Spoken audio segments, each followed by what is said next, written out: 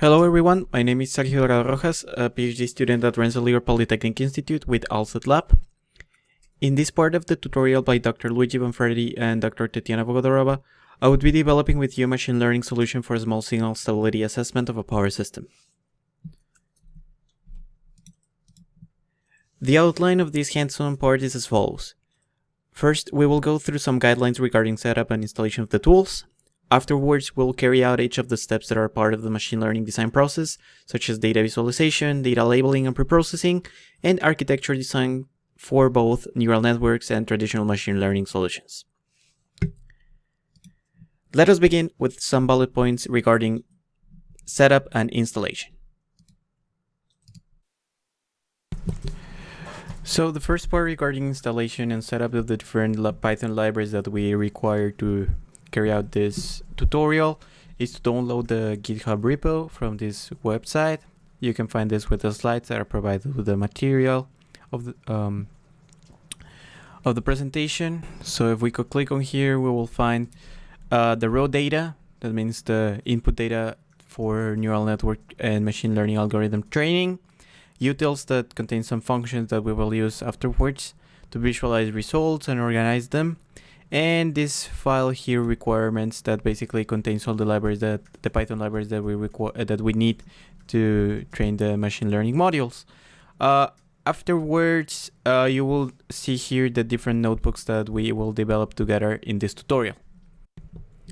So after having installed Anaconda and downloaded the repo from GitHub, the next step is to open a terminal and navigate to the folder where the files were downloaded, and we were gonna set up a new Anaconda environment that will contain the dependencies that are required for developing the modules.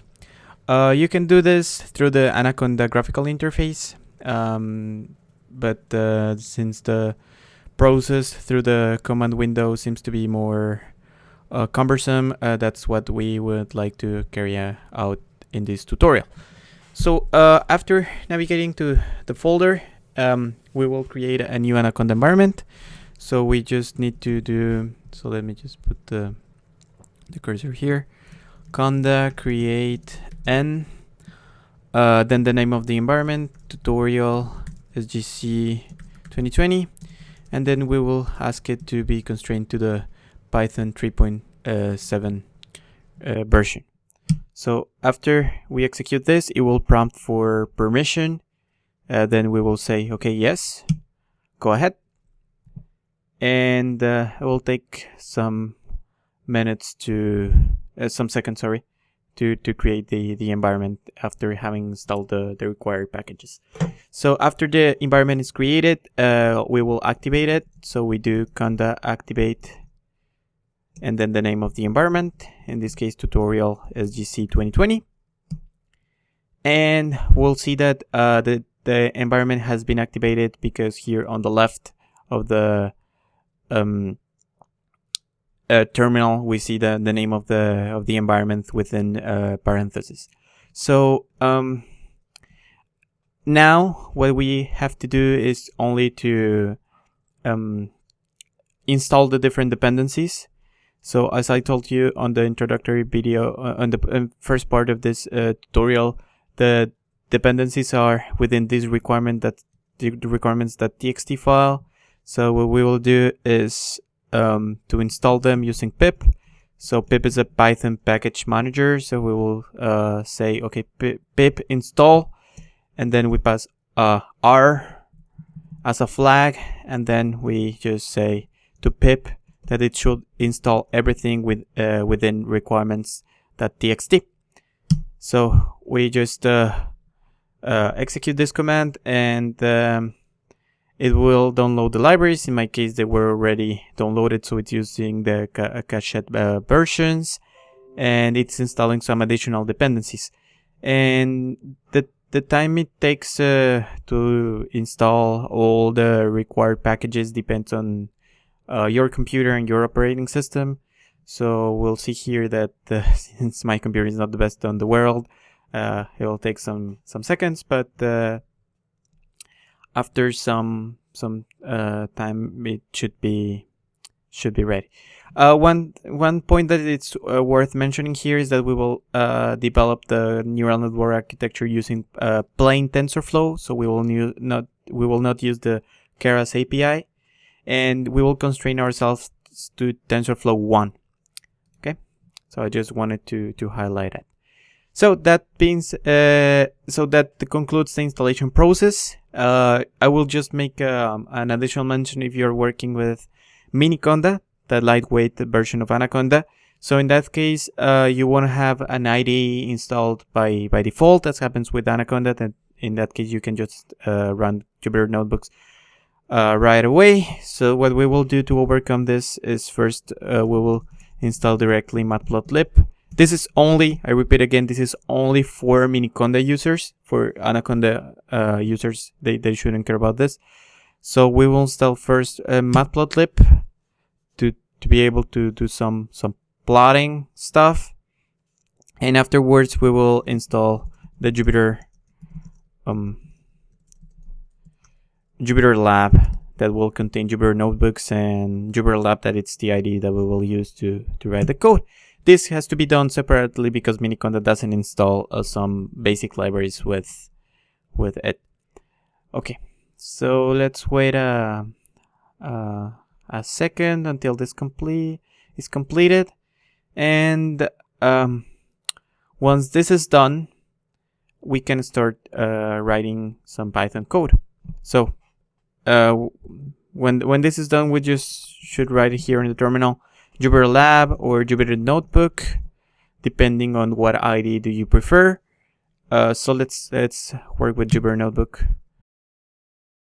So after having set up our Anaconda environment, we now proceed to work with the data itself. But before jumping to the Jupyter Notebooks, I would like to give you some context into how the data was generated. So in data visualization, in this part, what we're going to do is to load the data and then visualize it to detect some problems that might exist with the data, so that we would have to pre-process the data to solve those issues, and in this way guarantee that training won't be affected. Okay. So regarding data generation, everything was done with the 14-bus system. And here we have 5 generators, 16 line, and 4 transformers between buses. So in total we have 20 branches. And what we wanted to analyze was what happens to the small signal stability if we remove different branches. We take some branches out of service. So one way to do it is just to remove each of the elements from the model itself. But by doing that, we would be removing variables and equations from the mathematical model, and that is not ideal to compare one scenario with another one. So in that case, what we have done was to take advantage of the fact that each of these branch elements, either lines or transformers, have transversal impedance in their models. So if we make that transversal reactance, if we make the reactance large enough, so let's say 10 to the 12, we would be emulating an open circuit without actually removing the component from the system. In that way, we would keep the size of the system in terms of states and variables the same, so we can compare one scenario to the other. So that is more or less the process that we have done to generate the data. The models were built in OpenIPSL and Daimola, that is a Modelica development environment. OpenIPSL is an open source library for power systems that comprises models for phasor, time domain modeling, and simulation. And the models here have been validated against a number of reference tools. Among them, we have PSC, that is a widely used tool for power system studies in North America. And the procedure to generate the data can be summarized as follows. So first we select the scenario, that is the lines that will be opened by making their transversal reactance value large. Then we change those settings in the simulations. And then we take advantage of this built-in function of Daimola that is called linearized model. And this performs an analytic Jacobian computation for the equations that are given inside the model. So here from this step we get the ABCD matrices of characterizing a model under a particular contingency scenario. And then we, from the system matrix A, we compute the eigenvalues, and then this is the set of eigenvalues that will characterize the small signal stability of the system. So we just analyze the dominant eigenvalues, but we have all of them, so we can determine easily what is the dominant one. So that is more or less, in a nutshell, the process that was carried out to generate the data. And with this in mind, we will proceed now to get our hands dirty in Jupyter notebooks. Okay, so now let's get our hands dirty and proceed with some coding in Jupyter notebooks. So the first part is just to import the required libraries, but everything has been placed for you in a subfolder called utils. So after you import every library, we can start like loading the eigenvalue data that was giving us a NumPy array in the variable ix19 branches. And just to get us more familiar with what is actually inside the ix19 branches, let us plot the number, print the number of scenarios, that is the number of rows of that matrix, and the number of eigenvalues for each scenario, that's the number of columns in that container. So we see here that we get almost 20,000 scenarios, each with 49 eigenvalues. Then the next step is to organize the data a little bit. So we will create the labels for the columns. We would like that in the data container, each column would correspond to one scenario. So we will basically create those strings by a for loop. So we just iterate through the number of scenarios plus 1. Recall that we are starting this loop at 1 because Python is 1 indexed. It's 0 indexed, sorry, in contrast to MATLAB that is 1 indexed. But for those of you that are a little bit more familiar with Python coding, you know that this can be done with a one-liner like the one like this, the one we're writing in the bottom. So after this has been done, let's comment this out. After this has been done, we can proceed. We can just create the labels, and let me just create a data container using a pandas data frame, whose columns would be the labels that we have created for the scenario. So now we have data container. Oh, let me just first create the columns, and yep. So here we have almost for each scenario we have one column. So we have a container with no rows, but almost 20,000 columns. And then here we'll populate the container using another for loop as well.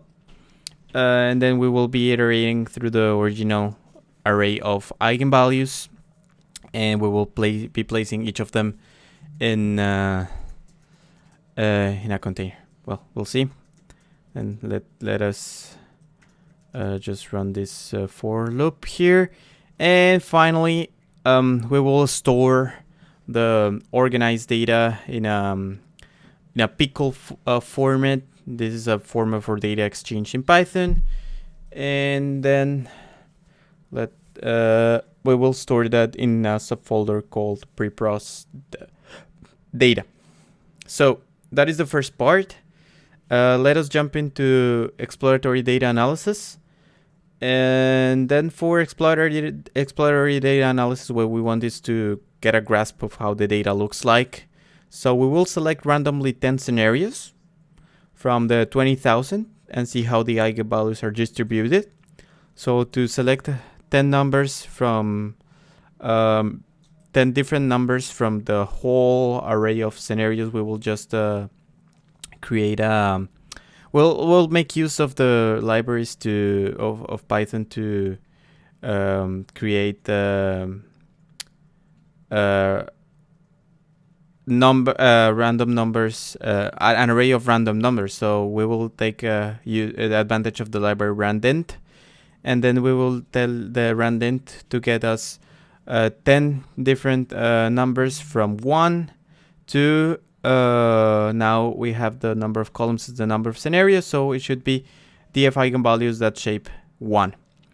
And let me just write here that what we are doing is get an array of random numbers, of 10 random numbers from 1 to the number of scenarios. And here we run this, and then we will have in plot scenarios 10 different numbers from 1 to ranging from 1 to almost 20,000. Then afterwards we'll create just some matplotlib structures, and first we create the plot, and then we iterate through the number of scenarios. Then we first extract the real part and the imaginary part of the eigenvalues of each scenario that we are extracting. But of course, since the main advantage of working with pandas data frames is that we can access to the variables just not with numerical indexes, but with, for example, strings. So here we extract the real and imaginary part of the eigenvalues of each scenario. Then we set the title of the plot, that is just the row eigenvalue distribution. We set the font name and some other settings to get a nice plot. But I should mention here that this font might not be available in other operating systems. So this works on macOS perfectly, but I'm not sure whether it works on Windows or on Linux. And here we set the labels. So first the Y label, we will just use exactly the same settings for the appearance. But this is the real axis, so it's the X label, and this is for the Y label. We'll have the imaginary axis, same settings for the labels. And then let's just see how this looks like. But I think that we can improve the formatting a little bit more if we just change how the ticks look like. So this is, this is could be annoying, but the final product is really good looking, so it's satisfying to do all of this. And let's just copy this is the same for the Y label, Y-axis labels. And let us draw as well the stability boundary, that is the imaginary axis. We know that it's located at x equals 0. And let's pass some styles like the color and the line style by itself. And let's add a label called stability boundary. And then let's tell finally the matplotlib to plot the legend with this settings. Okay, so we are ready at least to visualize initially how the figure looks like, but we still have no eigenvalues. So let's add the eigenvalues. So the eigenvalues can be added here in this line below the real and imaginary part. We will add, this is a scatter plot. So let's just tell that the X coordinate is the real part, the Y coordinate is the imaginary part, and let's use some markers, X markers. And here it is. So here we have our eigenvalue distribution. So here we can observe that we have some eigenvalues really far away from the origin. And likewise, we have huge concentration along the imaginary axis. And close to the origin, we have also a lot of eigenvalues grouped together. So we need to pre-process this data further to ensure that the machine learning algorithms will be trained properly. And that is what we are going to do next. Okay, so the next part is related to data preprocessing. So the first step is, as we did with the previous part, to import the libraries. And then we will define an additional variable here that is EPS, that basically is machine precision. So this is the smallest number that we can represent with NumPy, and we will use it to avoid division by 0 in the preprocessing, and that would be important in the preprocessing stages that we will implement later. So the first part, after importing the libraries and defining the constant that we will use, is to import the organized data. So to do it, we will open the pickle file and assign it to the variable df eigenvalues. So here notice that we're using the pickle load function. And let's just have a look into the some eigenvalues. So we see that we have our 19, almost 20,000 scenarios, and the eigenvalues are organized as we left them last time. So here, next step is to normalize the eigenvalues to avoid some of the problems that we have seen before. So first, we will create a data container that we will call df normalized eigenvalues. And as we have done previously, this data container is a pandas data frame, where the columns correspond to the of that data frame correspond to the labels for each scenario. So labels as in names here. And then we will start writing a function to normalize a single eigenvalue first. So we will call this function norm scalar, because this is a scalar function operating on just a single eigenvalue. And just if we want to normalize an eigenvalue, we just should just divide it by its magnitude, that we can compute it using NumPy absolute. But notice that we would like to constrain this function a little bit, so that we would only normalize the eigenvalues that have a magnitude larger than 1, so they are outside the unit circle. In this way, we will add this statement here. If the magnitude of the eigenvalue is larger than 1, then we will normalize it, otherwise we will return the eigenvalue. And here, to avoid division by 0, we will add in the denominator this EPS. So we can do this in a one-liner in Python using the so-called lambda expressions. So this is the syntax, and then afterwards we can vectorize the lambda expression so that we can use it in any number of eigenvalues using the NumPy vectorize function, like this. So what we have done so far is to program a function to normalize the eigenvalues that are outside the unit circle in just a couple of lines. And then let's run to the code to define the functions, and now let's normalize the eigenvalues for each scenario in a for loop for simplicity. So let's use the norm vector function and keep the result in df normalized eigenvalues as we are writing right now. Okay, so this should take a couple of seconds to execute, depending on your machine and operating system. So for my case, it will take some noticeable time, so we can go ahead and start writing the code to plot the scenario. So of course this line won't execute, it will return an error. But here what I would like to show is that now if we select 10 random scenarios, where we are just sampling 10 numbers from 1 to the number of scenarios that we have, then we'll see how the eigenvalues are now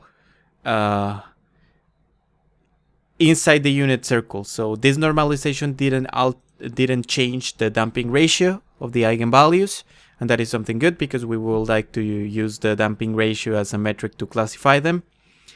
And so here, instead of let me just copy the code to plot the eigenvalues from the things that we have done previously, and let's add a comment here, and let's run the code to to see. Okay, I haven't closed the parenthesis in fixed size, so let's do it real quick. And here, of course, we're not applying an eigenvalue, so let me just copy and paste the code for the data visualization part here below the figure. And then, yeah, there we are. So we have the eigenvalues now normalized, everything in the unit circle. So now it's a little bit easier to digest, and it will be easier for the machine learning algorithms to work with these normalized eigenvalues. Finally, we have to create the labels for the eigenvalues, so the categories to which the eigenvalues belong. And we can do it with a function we have provided with the repo that is called create ground truth. So we just pass the data container for the normalized eigenvalues, the working directory where we want to save it, and a name that in this case is normalized. So again, here this function is a little bit computationally expensive, but this resembles a lot how a hard-coded classifier would look like, because here inside this create ground truth we have programmed the damping ratio based classifying rules. So it takes a little bit of time, and we will see afterwards that after training, almost every machine learning solution is faster in computing predictions. So that is it for this data preprocessing part. And after the create ground truth function is executed, we will see that it's executed now. So we will see that in the main folder.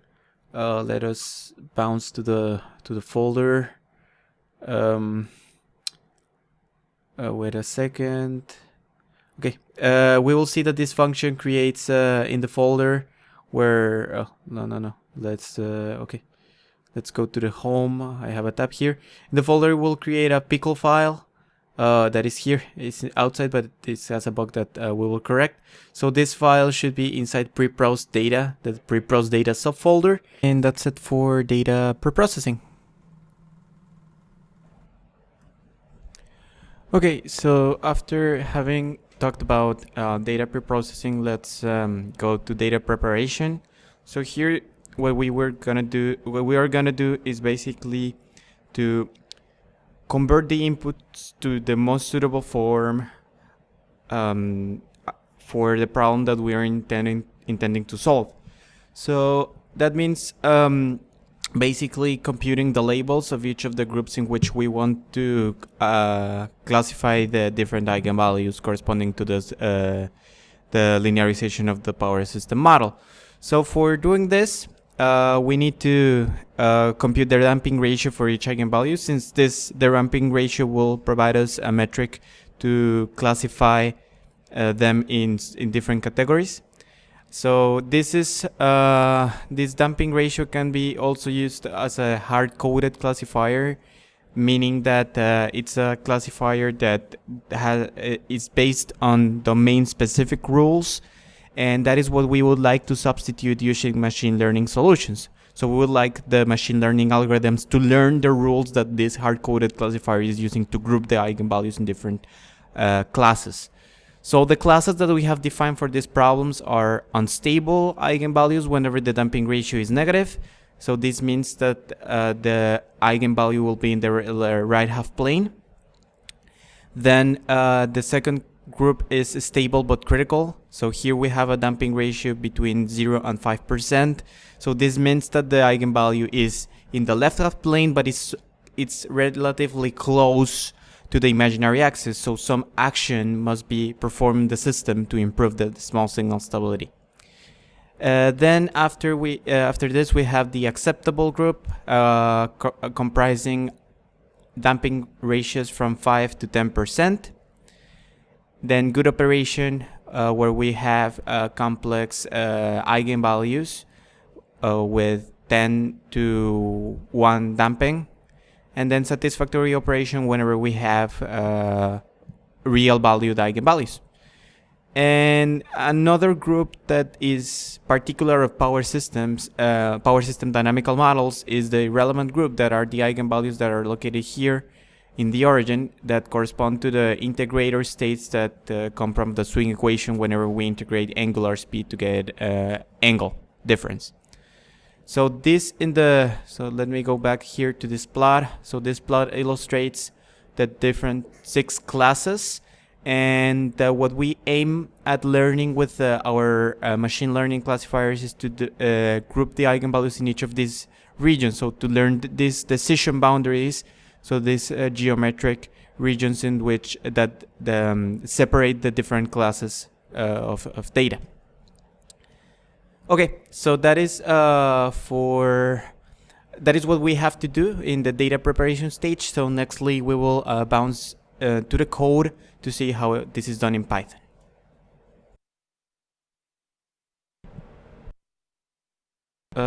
Let us start the data preparation coding by importing the libraries that we have done with the previous examples.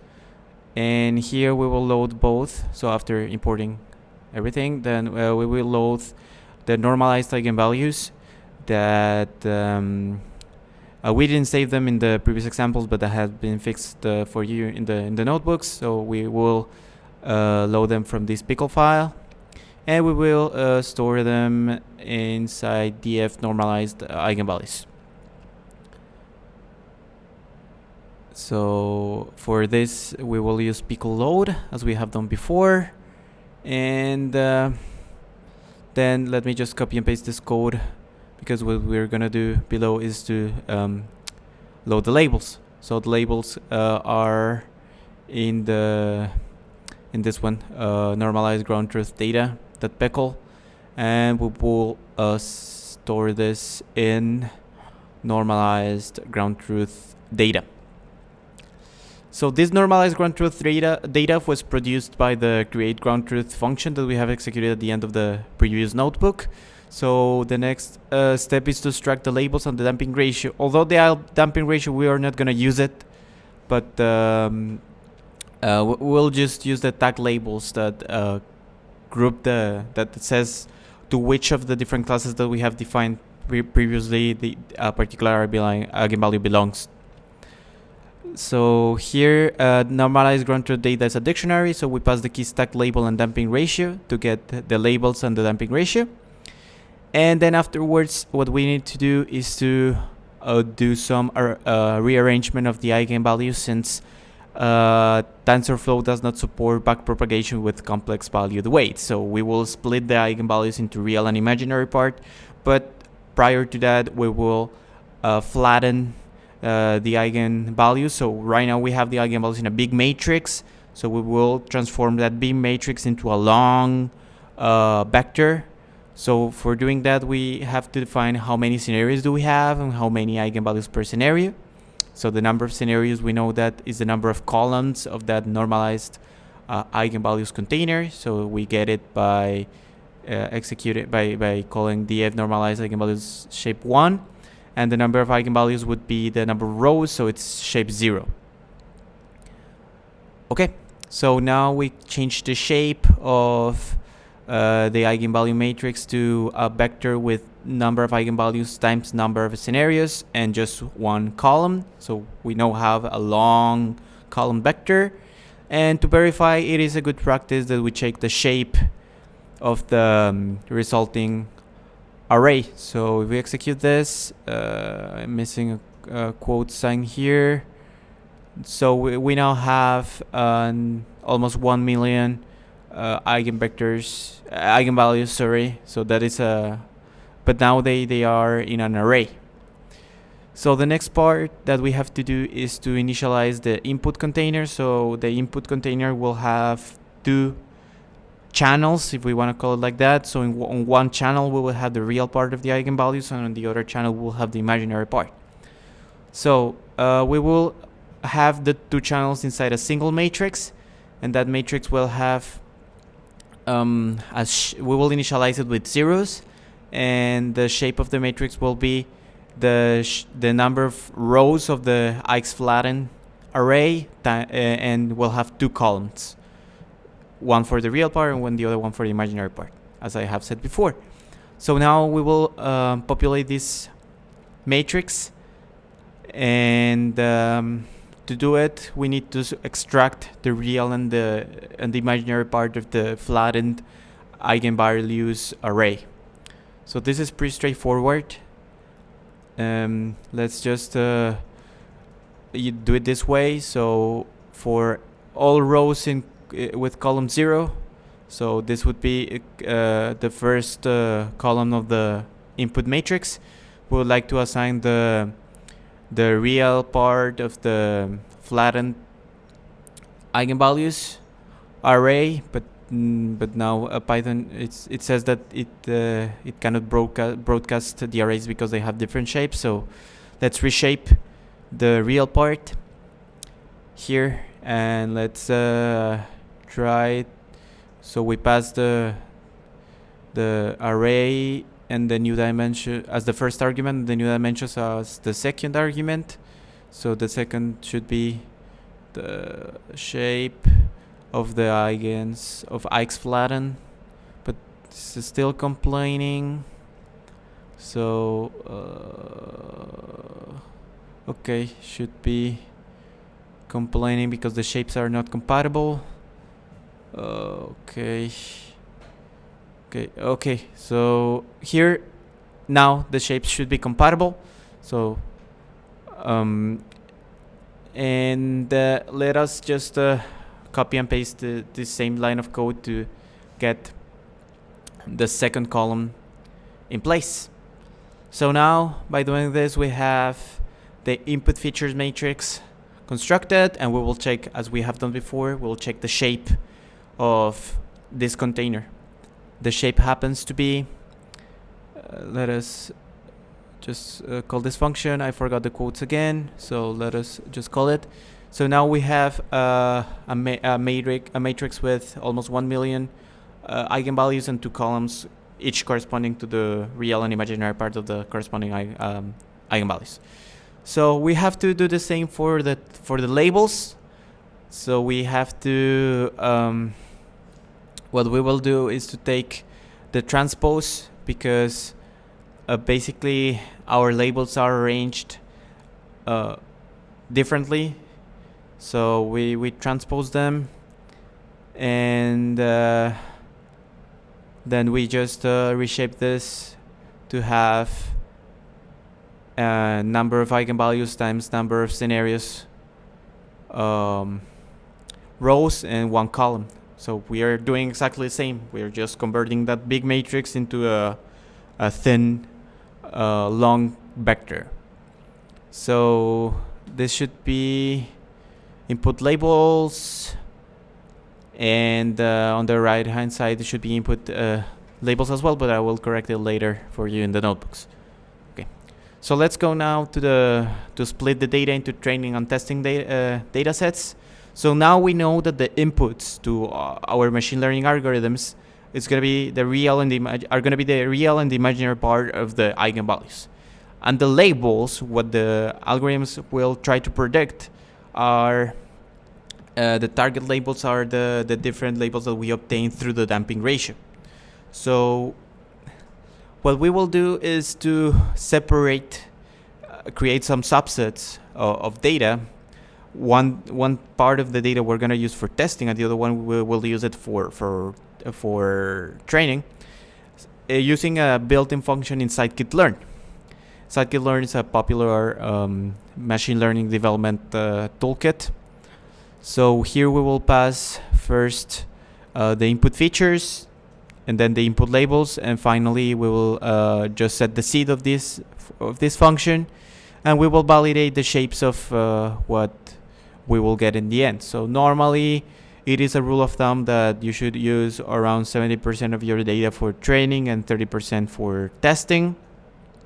So we will just validate how many instances were assigned by this function automatically. And to do it, as we have done previously, we will check the shapes, since this is a good practice. So here, just let me replace this for test. This is test data, and this is test data. Okay, so we see that almost 700,000 instances will be used for training. That's around 70%, and the remaining 30% will be used for testing. So now if we check any instance on the training set, for example on the labels, we see that it's a number indicating that that instance corresponds to class number 5, but that is not usually in the format that is used for solving the optimization problem that needs to be numerically addressed when training a neural network. So what we will do is to convert this to one-hot encoding using the label binarizer class of scikit-learn as well. And this, what we'll do is, for example, for the label with the number 5 above, it will convert this into a 5-dimensional vector whose 5th input equals 1 and the rest equals 0. That is what one-hot means. So this will do it automatically for us. Just we will call this a fit transform and then transform. And let's do this for the training set. And let's copy and paste to do it again for the testing set. Let's replace here yTrain by yTest. So now we have the labels with in one-hot encoding, and as we have done before, we will validate the shapes. So now what are we expecting? So before our the labels had just one column, because for every eigenvalue we had a number that indicated the class to which the eigenvalue belongs. So now we expect the shape to have 6 columns, yeah, because they are 6 different classes. So if we execute this, we see that effectively both the training and testing labels have 6 columns. Okay, and then let's validate here that this looks with like a one-hot encoding, and basically if the instance 0 belonged to class 5, then we see clearly that the entry in the 5th position is 1 and the rest are 0. So everything has been converted to one-hot. Then we have to compensate, or we have to verify whether our dataset is skewed. So a skewed dataset doesn't contain the same amount of entries for each class that we are trying to predict. And this is a problem because the predictions can become biased. So we don't want our classifier to be biased. So what we do here is just basically to count the number of instances belonging to each group. And we see here that this dataset is clearly skewed. So the training dataset is clearly skewed. So how do we compensate it? Well, we have enough eigenvalues. So we can just take the smallest number of eigenvalues in one class and then take that amount of instances for each class. So we will be discarding some eigenvalues, but those eigenvalues that we are discarding belong to categories that have a larger amount of entries. So to do it, we first should get the indexes or the positions in the training array where the different where the eigenvalues belonging to the class number 1 are contained. And then this result, let's check how it looks like here. So this looks like a 2-dimensional array, but let's just make sure this is a NumPy array. So this line might be necessary. So let's just double check that this is, yeah, this looks like a 2-dimensional array. So let's just take the first row that contains the indexes of the elements that belong to the first class. Yeah.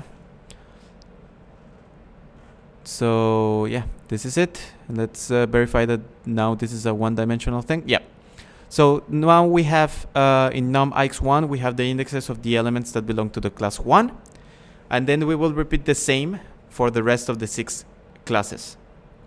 So why are we doing this? Because we want to take the smallest, we want to take 5,686 samples from each of the classes. For class number 3, that is not a problem because that is all we have. But for the rest, we have to sample, but we will sample randomly so that we are not introducing any bias in the sampling. So, yeah. So to do that kind of sampling, we need to know where the items are located in the training vector, right? Okay, so let's repeat this for the rest. So we have 6 classes. We have done it for two. So we need to do it for 3, 4, 5, and 6, and then it's pretty straightforward. We shall only replace 2 for 3, 4, 5, and 6. Probably there is a faster way to do this. Probably with most likely with a for loop, but well, this works for now. Okay. So let's just change this for class number 6, and once this is completed, we can just okay, this is done. So we now have the positions of the elements of each class in a container. So now we have to sample the minimum amount. So we need to take 5,000 instances from each category. So we will pick the indexes for 5,600 elements by using the NumPy function random choice. So this will do it randomly. So first we pass the first argument is the array from which we would like to sample, and the second one is the number of elements that we would like to take. So we repeat this for the 6 classes. So let's change the names here, and we should change the names also in the first argument of the function. So now we have a subset. So in num_ix _r_1 to 6, we have the indices of 5,600 around. I mean, roughly that number of instances belonging to each class. So now what we will do is to extract those subvectors from the main xtrain vector, and we will concatenate them so that we will have a reduced training set. Okay, so how do we do it? We will use the NumPy concatenate function, where we will specify each of the subvectors. So let's to extract the subvector from xtrain, we just pass the indices of the elements that we want to extract, and that's it. So let's we have it done for 1, 2, 3. So let's remove some. This is not looking good. So let's remove some spaces on the left to make this is not looking nice. Okay, so now it's looking better. So let's do it for 4, and let's do it for 5 now. And finally, let's add the 3 dots here. And finally, let's do it for 6. Yeah. So we are concatenating these subvectors into a larger vector. So let's run this. And of course, we would like to check that everything is going fine with the by checking the shape. So this should be the shape of xtrain reduced. So let's okay.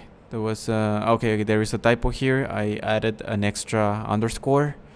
Let's remove it. And let's run this again. Okay. There I have given more arguments. So okay, I need to specify the axis we would like to concatenate along the roads.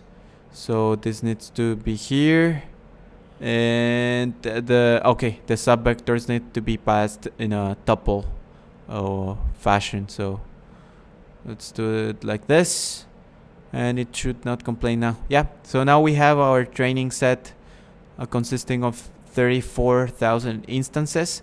But notice that to have a balanced data set, we had to simulate 20,000 scenarios. So that is the price that we need to pay to train machine learning solutions. That we need considerable amounts of data. Okay, so let's do the same for the for the labels and the one-hot encodings, but that is pretty straightforward. We just copy and paste the code and replace x by y and t respectively.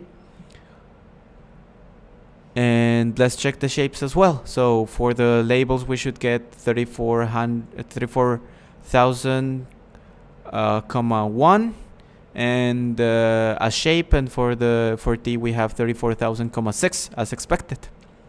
So that is regarding the creation of the reduced training and testing data sets.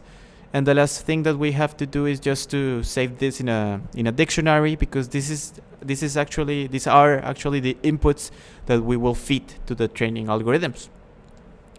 So let's save this in a dictionary. Let's also store the X train and the Y train fully in case we need them later.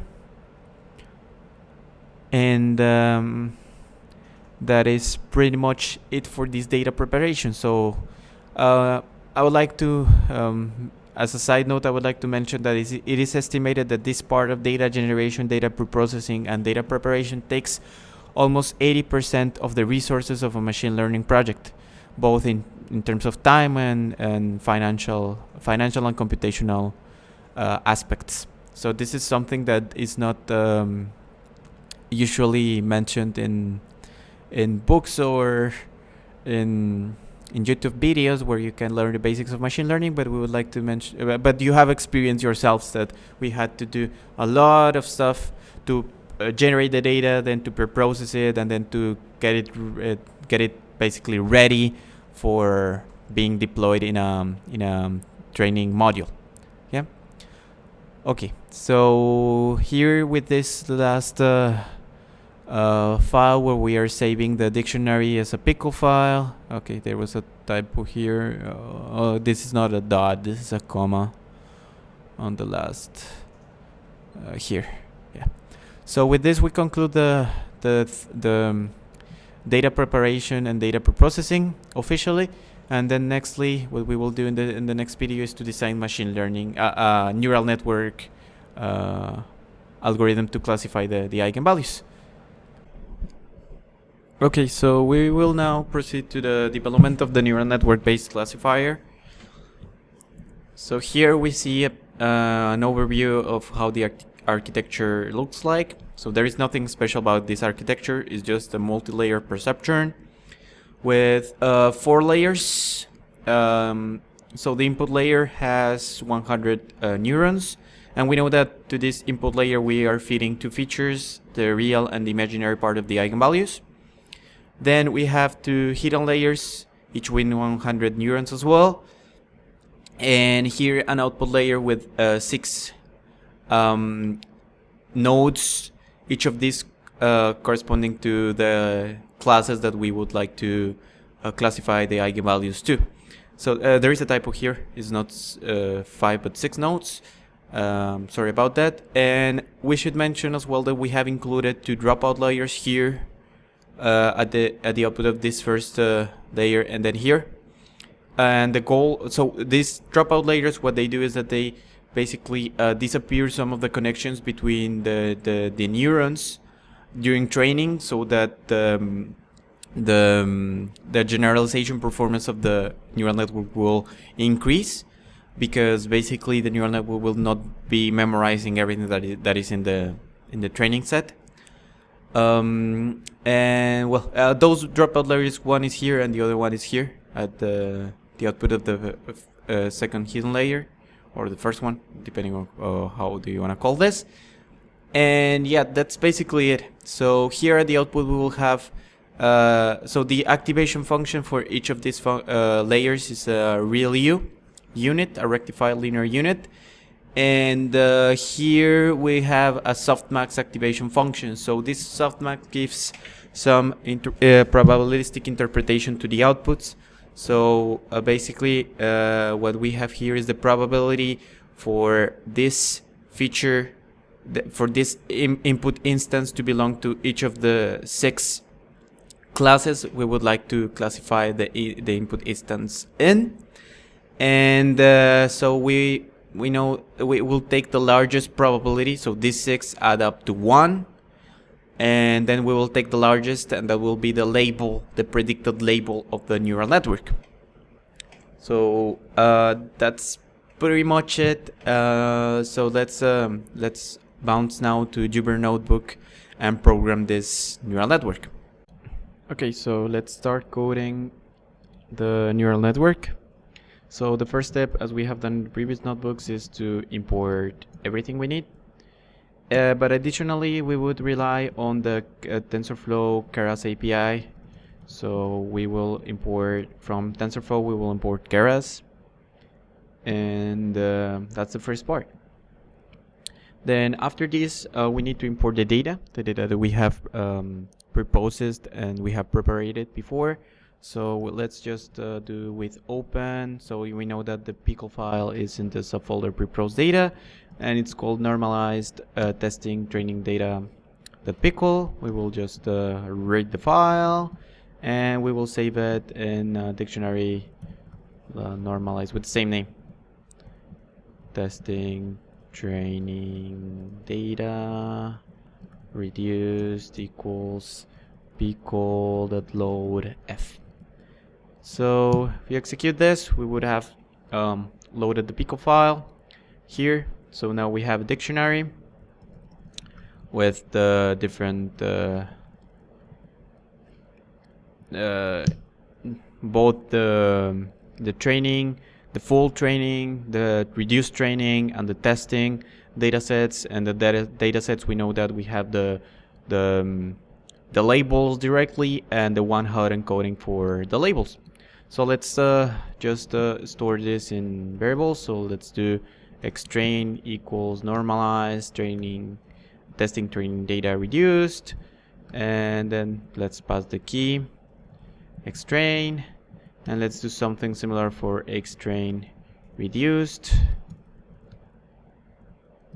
This should be the key is xtrain reduced, and let's do the same for y train and for y train reduced.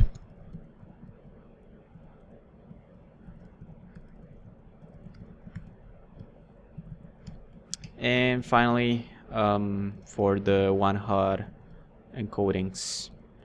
So I'm just I'll try to speed it up.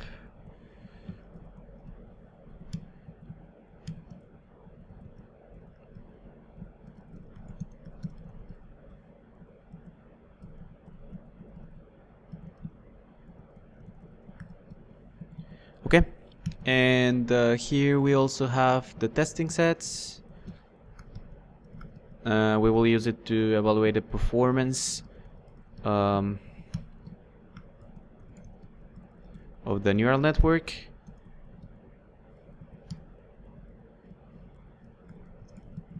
And t test equals normalized t test. Okay, so I think that's it. We have extracted everything from this dictionary. So now we can proceed to build the neural network model. So here we will take advantage of Keras.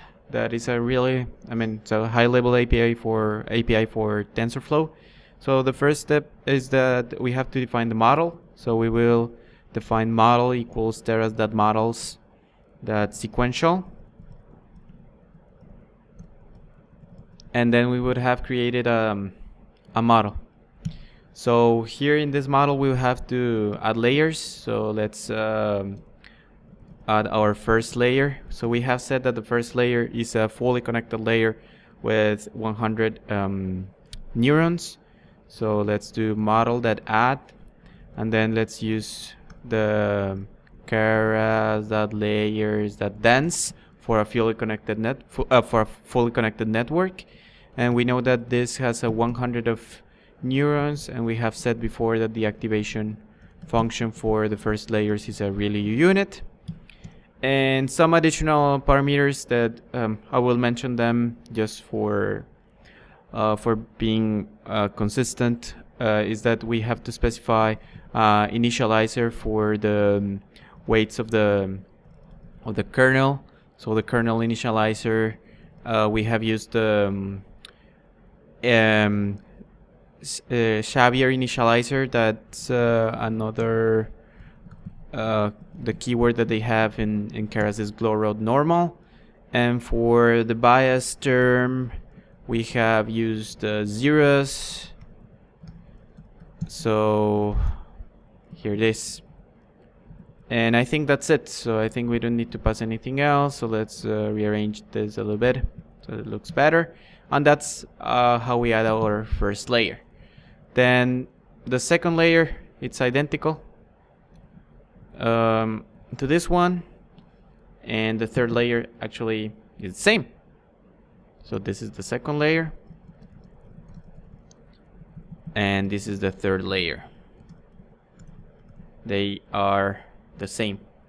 So now we need to add our output or fourth layer. Let's write here that this is the output layer. So we repeat the same. We will use the dense class. But then in this case we have just six neurons because we have 6 categories.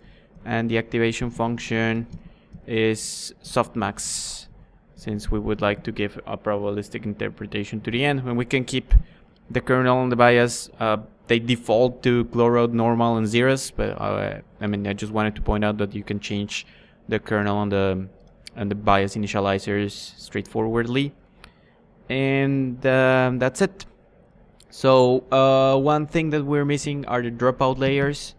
So we'll see that the dropouts do not add any trainable parameter. So we will add them here. Keras also has built-in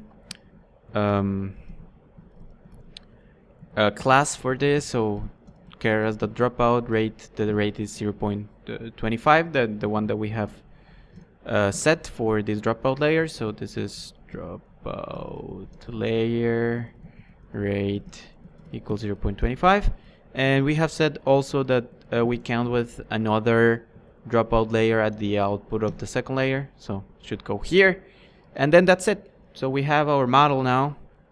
So let's just build it. Model.build. We know that the input, we have to specify the input shape. So we know that it has 2 features. But let us here say that we don't know how many instances that we're going to feed. And this is the way to do it in Keras. So let's run this. And here let's validate what we have done by getting the summary of the model. So here we see that, let me double check that we have done everything correctly. Yep. So here for it's more or less what we have. So this is the number of trainable parameters, and we can see that the dropout layers do not add any trainable parameters. So that's something good because they help us improving the generalization capability of the network while they don't add more weights to train. So now let's go to train the model, and we will see that Keras simplifies our lives a lot. So let's write a file path. So what we are gonna do is that we will so let's do this lastly. So first we would have to compile the model. Before training the model, we have to compile it. So in the compilation, we have to specify the loss function. In this case, since we are dealing with a multi-class classification problem, it is usual to select the categorical cross entropy as a loss function. Then as an optimizer, we will use the ATOM. Sorry about that. So let's use ATOM as an optimizer. And metrics that we would like to see during training. So let's just, we can specify a lot of metrics, but let's just stick with accuracy for the time being. So with this, we would have compiled the model, and then to train it, we just will use the model, the built-in fit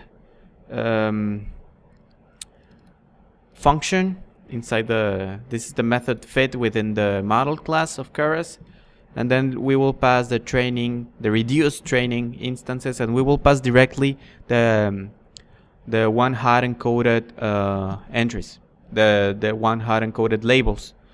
We could have used a Keras built-in functionality to get the labels automatically, but we'll discuss it later. We'll take advantage of the fact that we have prepared the data before. Here we will specify how many epochs do we want to run. So initially we'll run 1 just to check that everything is doing fine. And I think that's it. So here we will just let me execute this, and we will see that the model is running smoothly. It's training, so no big deal. But let me just restart the kernel to be fair and to reinitialize everything, and I will run all the cells again, just because I want to be fair and I don't want to cheat while training. So here we will redefine the model. We can see the summary as well. But what I will add here is something that it's a trick. Is something called callbacks, and what we will say is that okay, we will say to Keras to save only the best model throughout all the epochs. Then we will get access to the best model automatically. We don't have to check what the epoch for the minimum of the lux function was. So Keras will do it for us automatically. So this callback is called model checkpoint, and it belongs to the Keras callbacks, and it has an own class in Keras, so we can instantiate an object going to the Keras checkpoint class like this. And then it has some arguments that are, so first of all we have to specify a path where we would like to build a model. So that is always that we'll just pass the path in a similar way as we have done in the past. So to guarantee that this code works in multiple operating systems, we're using the OS Python library. And then here, let's just construct this. Let's just save the model in the subfolder called NNModel.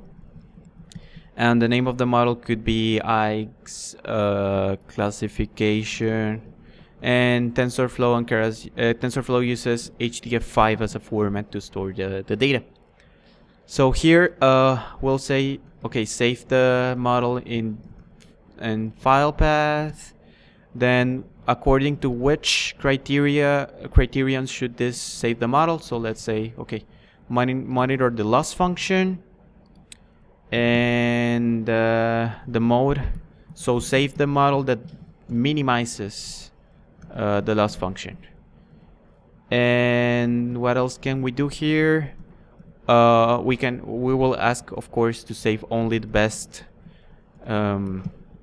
model, and we want to have some print statements.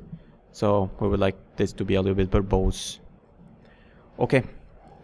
So now we just have to specify here in the fit method that we have some callbacks like this, and I think that's it. So if we run this, we'll see that training starts, and it will go for 1 epoch, but it saves the model here. But actually, let's say that we want to run 200 epochs. So this will take some time depending on your machine and your operating system. So I will, since this is 200 epochs, I will pause the recording and come back when training is completed.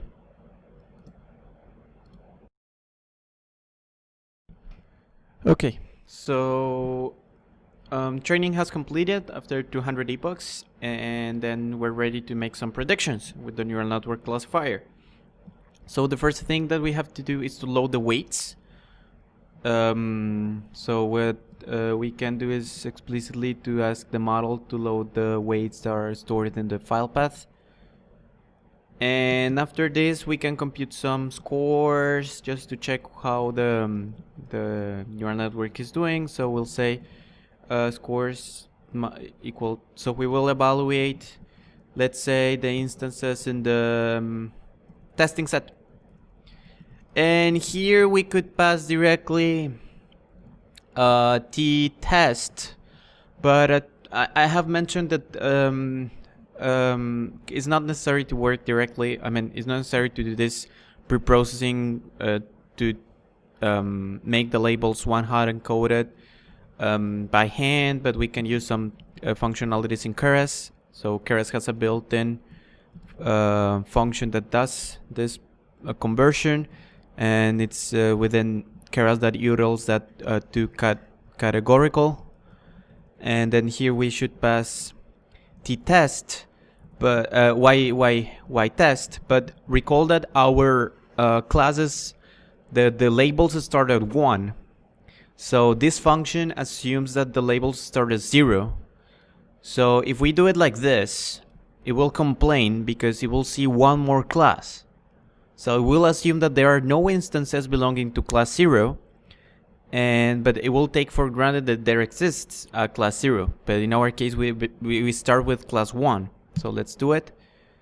And we see here that it's complaining, and it's saying here in the error, it's saying that the logit size, so the size of the output, it has to have 6 columns, but actually what it found that we're passing 7. So to compensate for this, we can just subtract 1. So our classes are ranging from 1 to 6. If we subtract 1, they will be ranging from 0 to 5. And Keras likes it. So we are just seeing some scores that on the testing, the loss function, the value of the loss function is 0.1486. And we see here that the minimum during training is 0.1600. So that's good. And the accuracy on the testing set is 95.83%. So here I think that the best epoch should be whenever the model here, for in my case the best epoch was epoch 172, and the training accuracy was 94.38. It's this one, so it's 94%. So we are doing a little bit better, and this is a virtue of the dropout layers that we have added to prevent overfitting. So we decrease a little bit the performance during training, but we increase the generalization capabilities of the network. So after this, we're ready to make some predictions. So let's compute the logit. So this is the output of the neural network. So let's do while logits is model predict x test. So let's compute the actual predictions on the testing set, and then recall that the logit, so the output of the neural network probability. So it's what we have in while logits is the probability of the input to belong to each of the classes. So let's run this on a separate cell. So and let's have a look into while logits. So we see that we have a lot of numbers here, and each of these numbers is a probability. So but how can we determine what is the label that the neural network is assigning to each input? Well, we would take just the maximum of the probabilities that it's computing for each instance. So it can be done pretty straightforwardly. So we just will take the argument of the maximum, and that is actually the label that the neural network is assigning to the data. And we will do it along the columns. Yeah. So this is it. And let's have a look in YPRED. So it looks So now we have a number. So for example, the first instance of the testing set was the neural network predicted that it has a label of 4, but this last item here, we don't have a class 0. So this is because Python is 0 indexed and everything we have, so our model itself, our problem was formulated using index 1 because our first class is, the label is 1. So the most straightforward way, the easiest way to overcome this is just to add 1 to this argmax. So now we will have ypred, so the class, the lowest class would be, the lowest label would be class 1 and the highest would be class 6. So after this we're ready to plot. So we have given you a function to do the plotting here that is called prediction plotting. So we'll feed, we will want to plot the behavior of the predictions on the test set. So let's pass test set both x and y. Let's do xpred. Let's pass ypred, and let's specify the name of the model is the neural network. And finally, I mean, this is completely optional, but just for formatting, let's pass that we want the font to be times. So let's just delete this new cell, and this will take some seconds to execute. But then on the, so here on the left, what we see is the ground truth. So these are the labels that we have computed through the damping ratio rule. And here on the right, we have the prediction of the neural network. So what we can observe here is that there is almost, so these look almost the same, practically the same for the unstable behavior. So whenever an eigenvalue is unstable, the neural network is able to detect it. And then here for the critical eigenvalues, it's the same. So it's able to detect it. And it gets a little bit confused here, but these eigenvalues, I mean, the difference between a satisfactory and a good eigenvalue is not that important. So something that it sees, it's really close to the real axis, it labels it as satisfactory, while in real life it has a little bit of damping, but this damping is so low so there won't be oscillations on the system.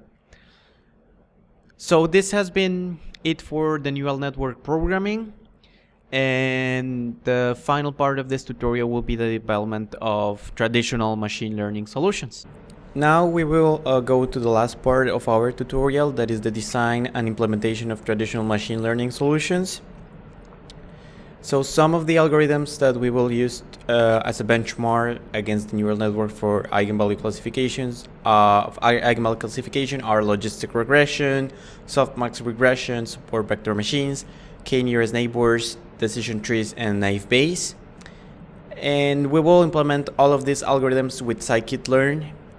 So we won't get into any detail of how these algorithms work from the inside, but we really recommend you this book, Hands-on Machine Learning with Scikit-learn and TensorFlow by Aurélien Geron. And this book gives you an excellent conceptual explanation and also has a lot of code to play with and to understand better the internal functionality of each of these algorithms. Okay, so let's start coding the traditional machine learning solutions for the classifying problem that we have formulated. So let's start by importing from utils, import everything. And here, just remember that the next thing that we have to do is to load the dictionary with the pre-processed training and testing data. I just copied and pasted this line from the neural network notebook, and here we will need to load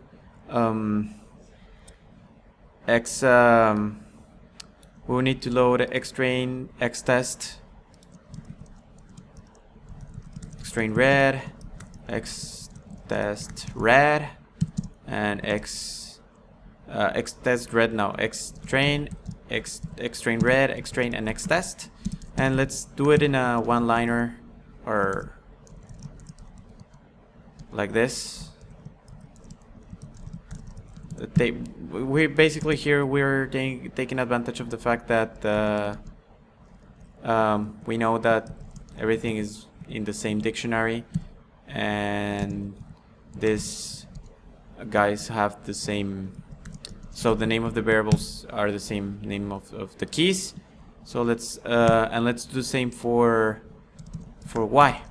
So y turned red, y train, y test, and then let's just do this. So meanwhile, I would like to clarify that here for this particular problem we don't need t, so we don't need to oh, Jesus Christ, we don't need to convert the labels to one hot. If that is done inside, maybe that is done inside the machine, the scikit-learn algorithms, but it's not. We don't have to do it ourselves. So that is something beneficial of the functionalities that we will use of scikit-learn. Okay, so let's finish this with y test and hope it doesn't complain. And here it is important that we need some additional pre-processing because we here the scikit-learn algorithms for training and for evaluating prediction, they need a one-dimensional array instead of a column vector. So if we check, for example, if we check here y train red, we check the shape. So y train red. If we check the shape of this, we'll see that. Oh, I'm so sorry. This should be shape. We'll see that this is a column vector, but it's not what Python understands as a one-dimensional array. So a one-dimensional array would have only these many rows, but won't have explicitly a column. So the way to remove this one without altering the contents of the array is just to use the reshape function that we have used we have employed in the pre-processing notebook. But then we'll say to the reshape function, okay, reshape this tensor or matrix, as you want to call it, but remove the last dimension. So it will know that if we have a 1 at the last dimension, we are not doing anything special, and it won't. Basically, if we check the shape after this operation, we'll see that now this was parsed from I have an additional parenthesis here. So we'll see that we have converted y train red from a column vector to a one-dimensional array. Okay, so we need to do this again for y test, because for the labels, as I have this is just for y tests. My bad. Yeah, for y test.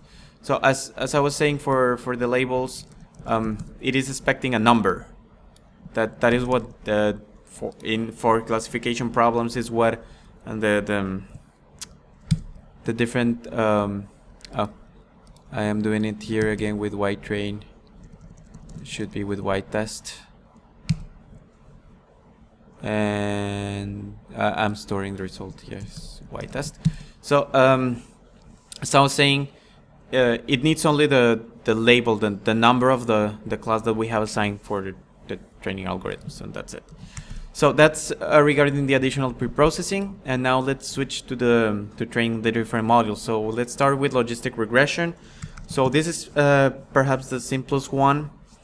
To train it, we just need to import the logistic regression class from scikit-learn. So this is done in this way: from scikit-learn that linear model, import logistic regression, and then here we will create an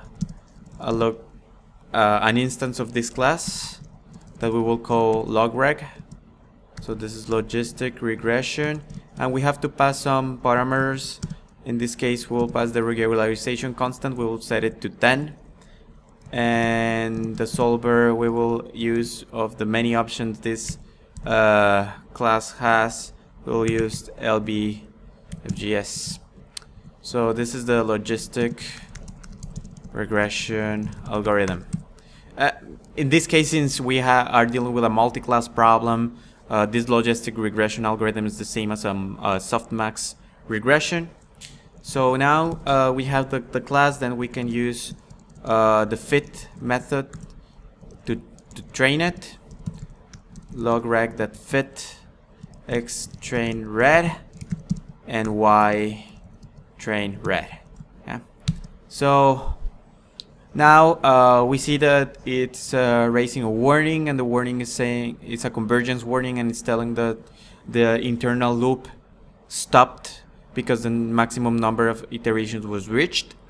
And basically this is more or less, I understand it as a yellow flag, meaning that the algorithm isn't good enough for the task, or maybe we are with this regularization constant, or this data set is not that suitable to this algorithm particularly. So the task is more challenging, goes a little bit further from the capabilities of the algorithm. Yeah.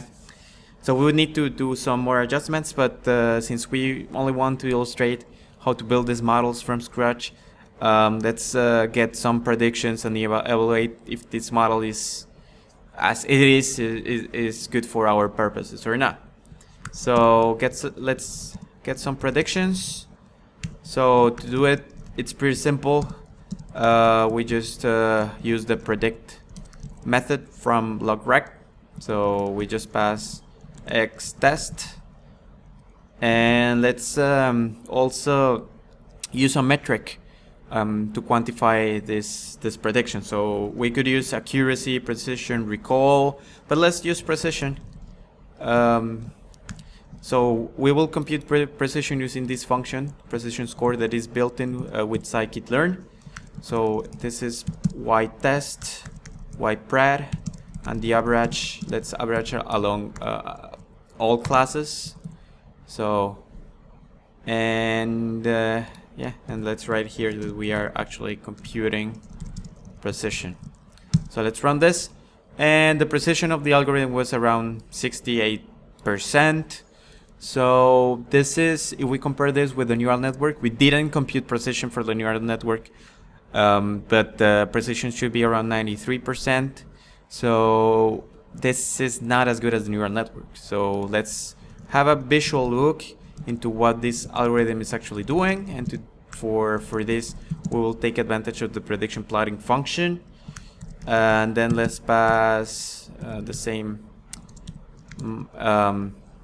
x test, y test, and y pred, and the model name is softmax, or in this case this is logistic regression, but softmax regression, and font name, let's fix it to time.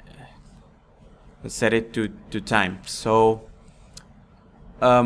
here the idea here is to have a visual understanding of what the algorithm is doing wrong. So we see that basically the decision boundaries are vertical lines. So it's doing prediction based on vertical lines, and we know from our understanding that the damping ratio depends on the angle from the angle to the real from the positive from the imaginary axis. So that those decision boundaries are lines like this, because one decision boundary is all the right half plane is unstable, and then we have different decisions. So we have everything that is really close here, that is around the origin. We know that we will discard this, and then the rest of the decision boundaries depend on the angle. So we know that those let's call it like hyperplanes are not bounded by vertical lines. So this algorithm is doing really bad in that regard. And additionally, let's observe that here it is, so as a consequence of those linear boundaries, we see that one problem that this algorithm has is that it is misclassifying irrelevant eigenvalues as is misclassifying eigenvalues that are actually unstable as irrelevant.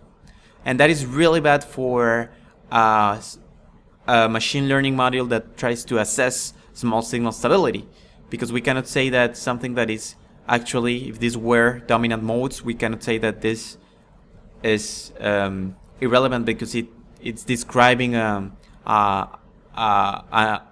unstable scenario. So in that regard, this solution has to be discarded for our purposes. So let's switch now to linear support vector machines.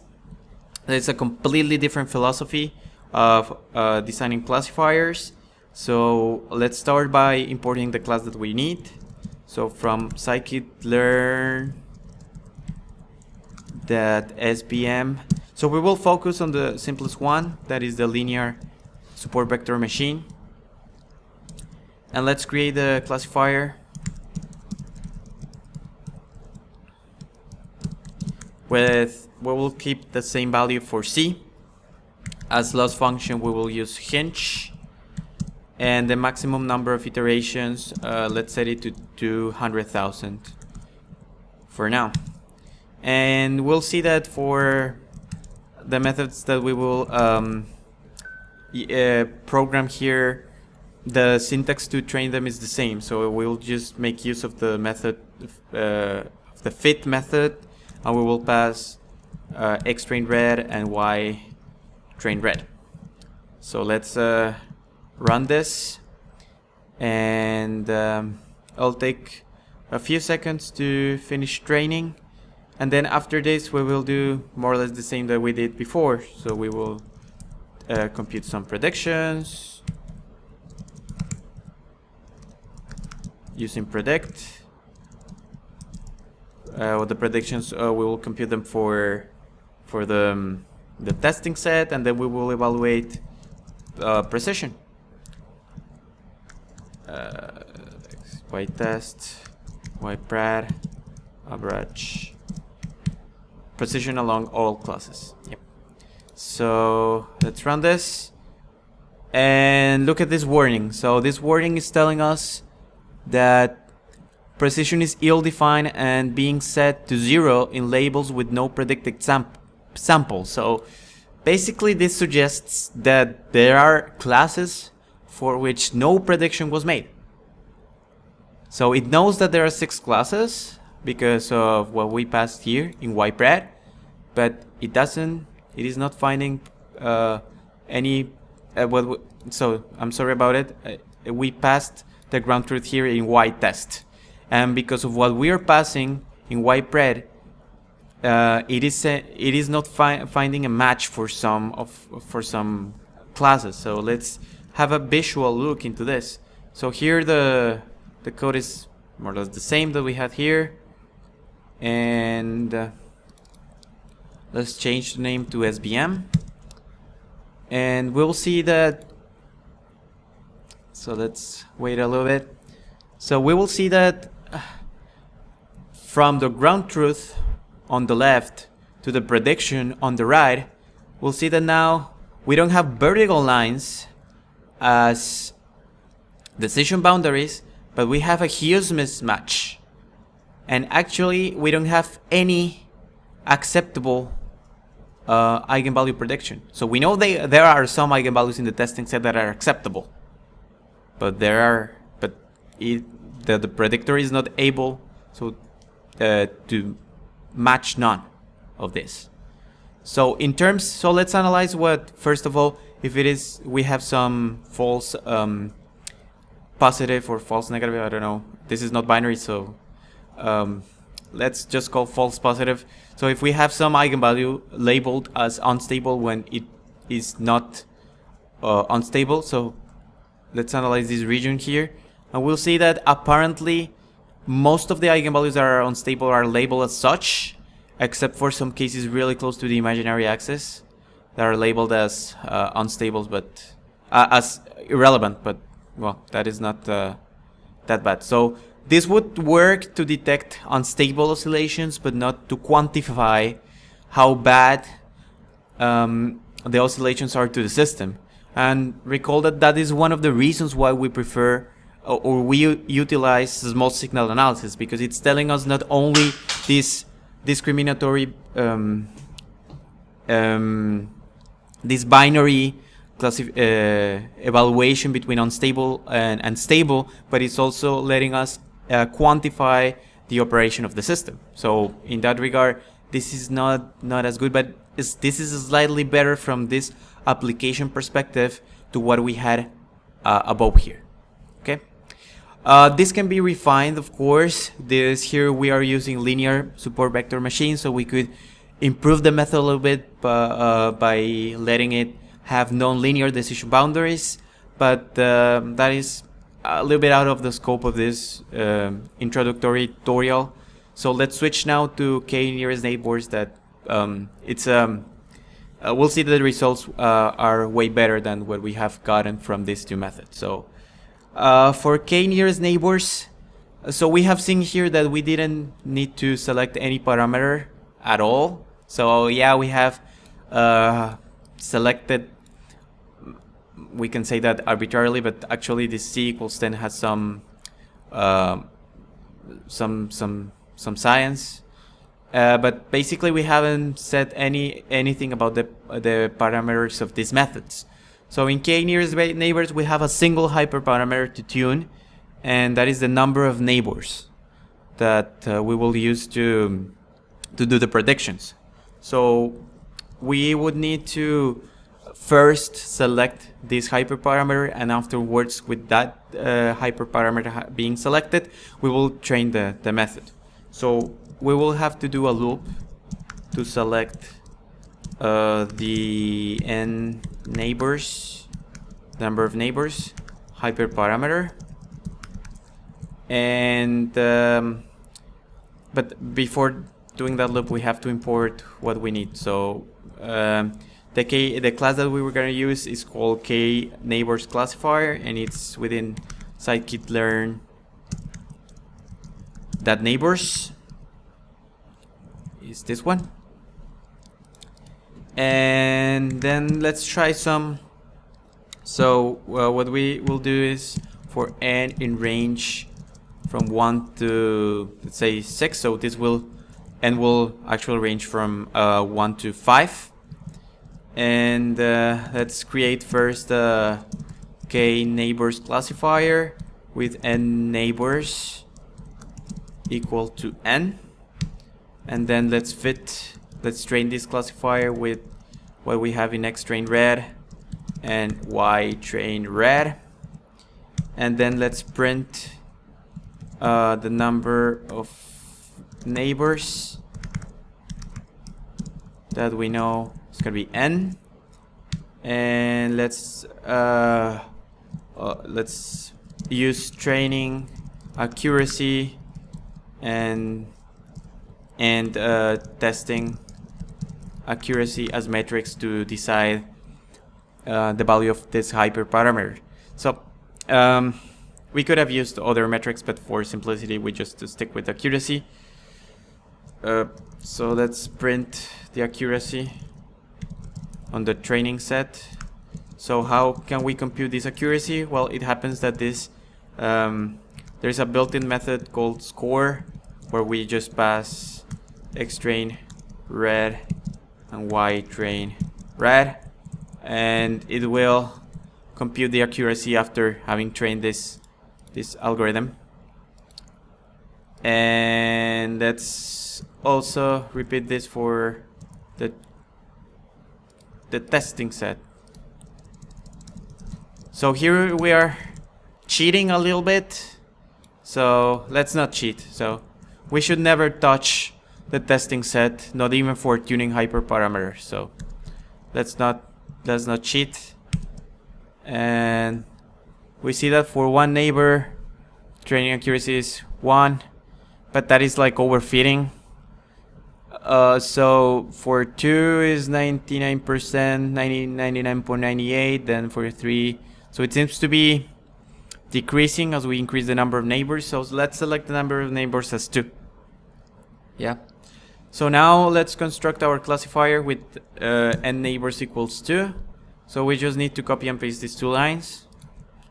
And let's select n neighbors equals 2. So now the classifier has been trained. And let's make some predictions. But the code is more or less the same as I have told you before. We just need to change actually the name of the classifier from SMB just to CLF. So now let's wait till, so it's making the predictions on all the testing set, and we have a precision score of 99%. So that is something way better than the linear support vector machines and the software regression. So let's have a look into a visual look into how does this look like. So let me just go here, since we're basically just changing one parameter here, that is the name of the method. So this is k nearest neighbors, and let's see. So it's 99.81% precise. So it's really good. So let's see here. First of all, everything that should be unstable has been labeled as unstable. Here, close to the origin, we see there are some reds here, but we need to zoom in to detect where these are located. So I assume they are really close. They are on the right of the origin, but apparently from this visual look we have the same behavior here. Here on the real line, everything seems to be the same, and then we have some mismatches here, and that's it. So it's really the performance of this method is extremely close to what we had with the ground truth. Yeah. So now let's switch to decision trees. So decision trees are really popular, and one of the main reasons why they are popular is because they are not like black box methods, so we can interpret what the tree is doing, and they are really good at decrypting rules that were created by humans. So we'll see that that is the case. Yeah. From the graphical analysis. So the class that we need, it's from scikit-learn.tree, and it's called decision tree classifier. And there is one hyperparameter that we need to tune, and it's the max depth, the maximum depth of the tree. So we will do this in a loop as well.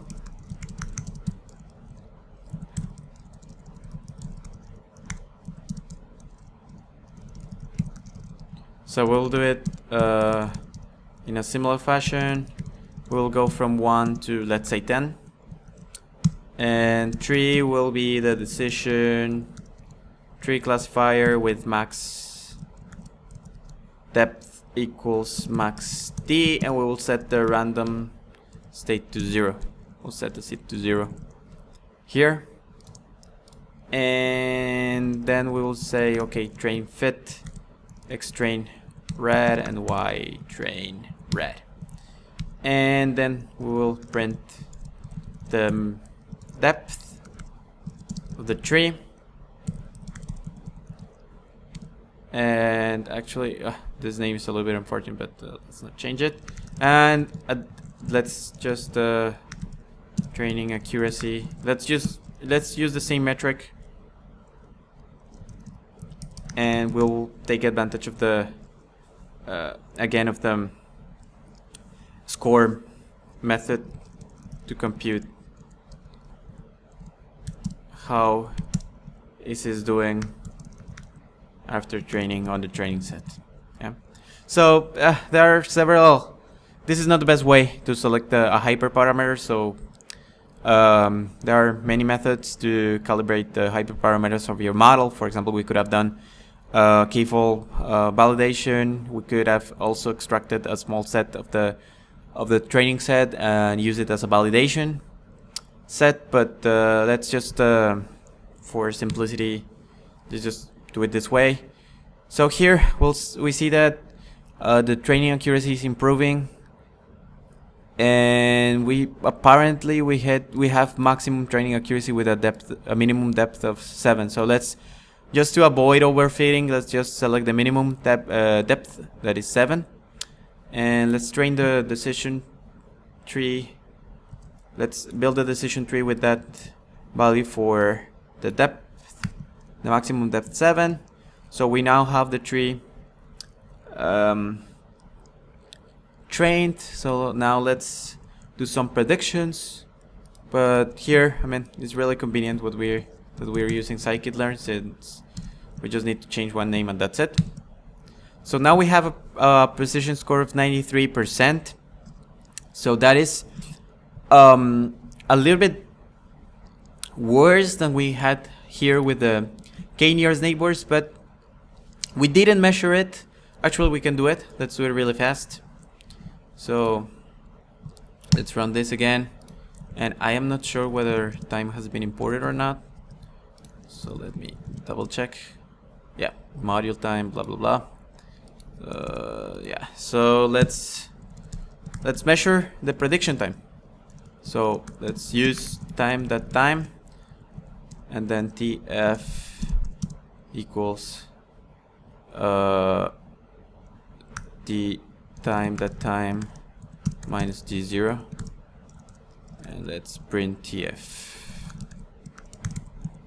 So we're measuring the time it takes for the algorithm to do some prediction. So this is execution time. This is not an algorithmic measure of how many operations it takes for the algorithm to complete, but I mean, this will vary from operating system and from machine to machine. But let's just for a matter of illustration, how long does it take to predict? So it's taking 7 seconds, 7.6 seconds. And let's do the same here. Decision trees, we are computing the predictions here. So let's say just t0 equals time.time, and tf equals time minus d0. So, and let's print tf here. So in terms of, okay, we lose a little bit of precision, but we gain a lot. So now it's taking 14 milliseconds, and before it was 7.6 seconds to make a prediction. So that is an advantage of a decision tree compared to a k-nearest neighbor algorithm, right? Okay, so finally let's have a visual look into the predictions made by the decision trees. So let's go here and repeat this comment, but let's change this to decision trees. And it takes a lot of time to plot, but we have almost 700,000 points, so it's expectable. So here we are. So this looks pretty good. So let's see that here. So everything that should be unstable is unstable, and here we have that these eigenvalues that are critical, that are real close to the imaginary axis, are labeled as critical. And look at one thing that is really hard to learn. So of course here we had almost perfect performance, but here we don't see where the difference are. So that is something good. And one of the main characteristics of decision trees is that they are really good at decrypting rules that were crafted by humans. So this decision rule, more or less, it follows the principles of dynamical systems, but at the same time we by hand we said, okay, we were going to exclude everything that is within a neighborhood of the origin. Then we will select this boundary, this decision boundary, this other one, this other one, this other one. So the tree was able to learn all of these rules, and it's making a good prediction. Of course, there are a few mismatches. I assume those mismatches are closer here. The decision boundary is really tight, but the performance is really good. The decision trees, they are really popular in machine learning. So now let's use let's program the last method, that is naive Bayes. So this is really particular because we don't need to select any parameter, and that's from the design point of view, it's good.